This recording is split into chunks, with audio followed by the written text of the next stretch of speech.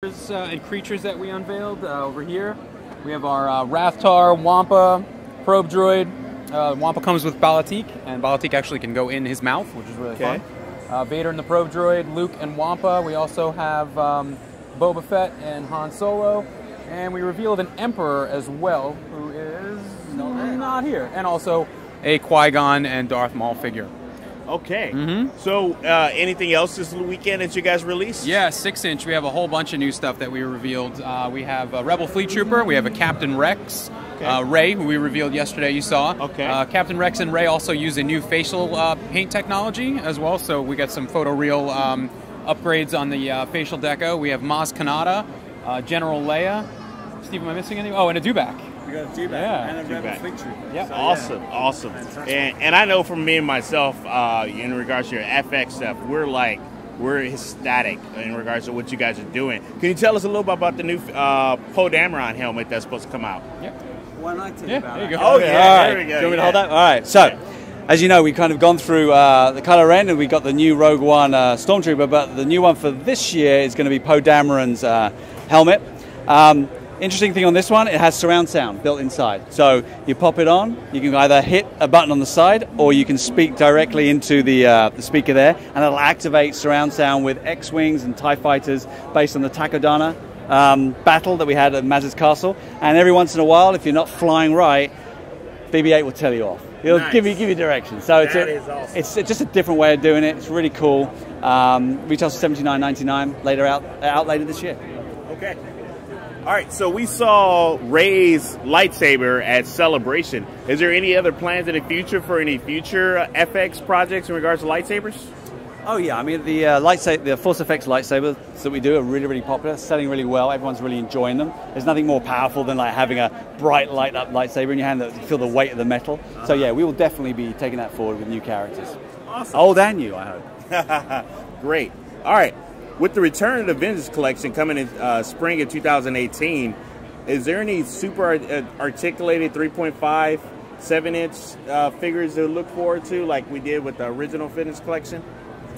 Yeah, well, at the panel today, we spoke a lot about what we're doing in terms of vintage and how we're going to bring in new figures from the classic trilogy, and we're going to bring in new figures from some new entertainment. We're also going to look at like a repacking super articulated figures that were in other super articulated lines like Legacy Collection, and also any repacks of things that we didn't really get out there enough, or there's a high demand. So we spoke about, we're bringing in Rey, we're bringing Kylo, we're bringing First Order Stormtrooper, Jyn, Cassian, Death Trooper. We also had an update on Dr. Aphra, which is in mid-sculpt at the moment, which is looking really cool. We also announced that we're going to be doing a Rebel Hoth Trooper that was originally in the Defensive Hoth 3-pack Legacy Collection, without the beard, very important, doing that. And we also announced a Imperial Salt Tank driver from Rogue One, which led into the great news that we're actually going to bring our first vehicle for Vintage Collection with the Assault Tank. Nice. Which is awesome. Looks amazing. That is awesome. Okay, next question. All right.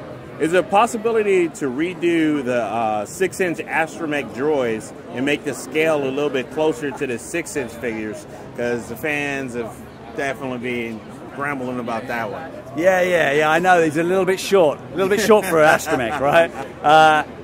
I think we'll get around to that eventually. There's nothing planned at this precise moment, but we are aware that it's a little bit off, so why not? I like going back in and kind of correcting mistakes, so a high possibility at some point. Don't know when, but yeah, I hear them. Okay. This is a little off-the-wall type question in regards to, like, do you guys have like a specific algorithm in regards to distribution? Because people like to, no one likes to go on the internet to find the droids they're looking for. They like to go to some population of toy stores that have more, like at Walmart or different rural areas where it just seems like they get the shelf warmers and never get the rarer figures. So how does the distribution work? Yeah, where's Joe when you need him? So I can talk a little bit about that, don't too much about it, but yeah, I agree with you. There's something to be said about the thrill of the hunt and going somewhere to find something. When you find it, it's like amazing. But yeah, we don't want people to go there and not find anything, go somewhere else, not find anything, go somewhere else, and then find like a peg warmer. it's difficult, and this is a global brand. You know, it's global releases. It's a movie every year. It's a ton of demand from very different audiences and consumers, from sort of 4 years old up to kind of like however old you and I are. 38. Ah, 44. Never mind. Okay. But hey. but yeah, it's tricky. We are very aware of it, and we're trying to kind of work very closely with our retail partners. You know, online's really important to us. Like, how do we kind of activate that so people can go on and buy for a decent price? Yeah, so it's just very difficult. It's very complex. So no, there is no kind of algorithm that I know of, but I'm just a lowly designer. But yeah, we know there's room for improvement there, definitely. Okay, so you just yesterday showed me the Fans' Choice that just released, which is Mara Jade. Jaina Solo. I mean, Jaina Solo. Fail on my part. I said it right yesterday, though. You did. Yeah, you did. I said it right yesterday. So is that something that Hasbro's going to continue doing? Yeah, I think the fan vote's really cool. I mean, this year we didn't do a 6-inch one. We did a 3 3/4 inch one, which was Dr. Aphra. But yeah, we like the ability to kind of get those kind of more off the wall, left field, you know, really deep character selections. I hope call her Mara Jade there. Jaina Solo was a really interesting challenge for us. Like, what does she look like? So I think I told you about it. Yeah, it's a little bit of Harrison Ford, a little bit of Carrie Fisher, you know, Han and Leia's kid. So yeah, but yeah, we will have more votes. Yeah, they're fun. Cool. Okay, so last and final question we got. All right, with upcoming Clone Wars 10th anniversary, is there any possibility of any 6-inch or 3 3/4? I know Disney hasn't been doing much with Clone Wars and Rebels. Well, Rebels, yes, but not much Clone Wars. So can we expect any future Clone Wars figures? Yeah, I think so. We just announced Rex today. So, awesome. So there is Phase 2 armor. Okay. Looks amazing. He's using the new facial technology we're using for Rey, which you saw the other day. So yeah. Clones are always great. Yes. You know, people, even if they don't know them, recognize that's a clone. If they're like kids season, they're like, oh. But we also know that like Wolf and people like that, you know, that's fives. Fives are his fives. Fives, give us fives. Yeah. So yeah, I think we'll do. Clone Wars is not closed to us, nor is Rebels. Okay. It doesn't end. Like when something stops running, it just becomes classic. So yeah, we try and mix that up with classic trilogy and also new entertainment as well.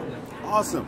Well, thank you very much. You. We definitely appreciate you giving us the time and taking us tour through what we got new to expect, and giving the figures what they want, giving the fans what they want. Yes, yeah, exactly, because the toys control us. Yeah. You know, they really do. So, yeah. Well, thanks again. You're welcome. Once again, this is Brandon Jackson from YodasNews.com signing out. Bye-bye.